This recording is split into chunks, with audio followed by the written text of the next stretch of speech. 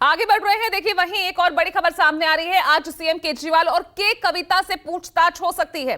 बड़ी खबर सूत्रों के हवाले से आमने सामने बैठाकर पूछताछ कराई जा सकती है। पहले अलग अलग पूछताछ करेगी ईडी और फिर उसके बाद आमने सामने बैठाकर भी ईडी के कविता और अरविंद केजरीवाल से पूछताछ कर सकती है, उनका आमना सामना करा सकती है।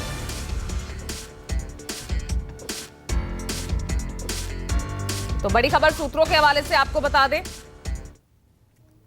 और वरुण सिन्हा जुड़ गए मेरे साथ, आप देख सकते हैं इस वक्त। वरुण, समझना चाहूंगी क्योंकि यहां पर 3 दिन की रिमांड के कविता की भी बढ़ा दी गई है। ऑलरेडी अरविंद केजरीवाल भी रिमांड पर है, ईडी की हिरासत में है। तो क्या रणनीति रहेगी आमना सामने बिठाकर पूछताछ, यानी ये जो आने वाले 2 से 3 दिन है बेहद महत्वपूर्ण रहेंगे ईडी की पूछताछ के लिए?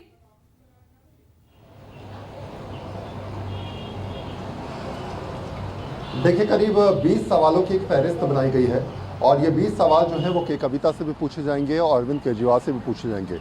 इन सवालों में सीधे तौर पे ये पूछा जाएगा कि आप अरविंद केजरीवाल को जानती हैं, और यही सवाल अरविंद केजरीवाल से पूछा जाएगा कि आप के कविता को कैसे जानते हैं, कितनी बार आपकी मुलाकात हुई। और तमाम सवालों के जवाब आने के बाद ईडी जो है वो आमने सामने बैठकर क्वेश्चनिंग करा सकती है। ये एक बहुत ही नॉर्मल प्रोसेस होता है। इसमें तय किया जाता है कि जो भी सवाल के जवाब जो है आरोपी ने दिए हैं, क्या वो मेल खा रहे हैं। ऐसा तो नहीं कि दोनों सवालों के जवाबों में कहीं ना कहीं डिफरेंस हो, और उसी आधार पर ईडी अपनी जांच को आगे बढ़ाती है। के कविता के साथ आमना सामना अरविंद केजरीवाल का आज हो सकता है, उसके बाद दिनेश अरोड़ा। और ये सब इसलिए प्रोसेस रहेगा क्योंकि ईडी ने अपनी बात को कोर्ट में इस तरीके से रखा था कि अरविंद केजरीवाल ही इस पूरे मामले में साजिश करता है, और ऐसे में हम चाहते हैं कि जितने भी सबूत हमारे पास पड़े हैं या आए हैं उसमें हम सरकारी गवाहों से आमना सामना करा के चीज़ों को, एविडेंस को इकट्ठा करें और जो मनी टेल है उस तक पहुंचे। तो सीधे तौर पे अगर हम समझे पूजा, तो स्पष्ट बात है कि के कविता का आमना सामना होना, निश्चित तौर पे ईडी बहुत सारे एविडेंस जुटाने की कोशिश करेगा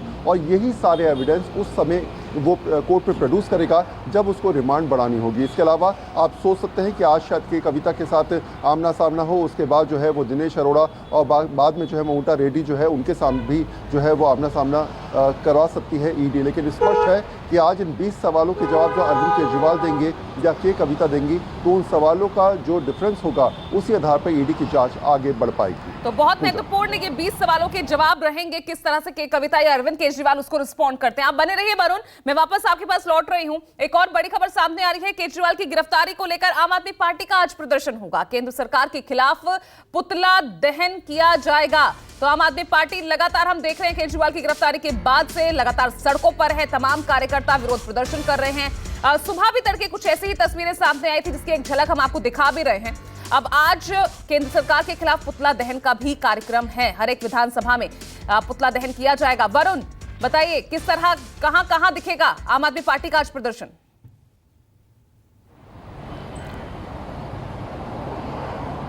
देखिए, आज शाम को होलिका दहन भी है और आम आदमी पार्टी इसीलिए इसे पुतला दहन ये समझाने की कोशिश कर रही है दिल्ली की जनता को कि हम बुराई को नष्ट कर रहे हैं, हम अच्छाई करते हैं और अच्छाई के हिसाब से हम चाहते हैं कि सत्य की जीत हो। और इसी आधार पर, इस थीम के आधार पर दिल्ली की 70 विधानसभा में अलग अलग जगह जो है कार्यकर्ता जुटेंगे, पुतला दहन करेंगे, कैंडल मार्च निकालेंगे। और शायद ये हम कह सकते हैं, जिस तरीके से अमित भी कहते हैं, कि इमोशनली अब जनता से कनेक्ट करने की कोशिश की जाएगी।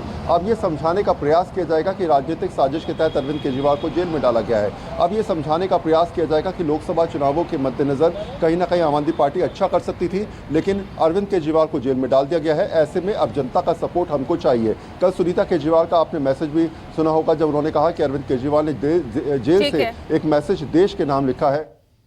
ठीक है वरुण, आप लगातार बने रहेगा तो आम आदमी पार्टी का इसी तरह से प्रदर्शन लगातार यहां पर देखने को मिलेगा।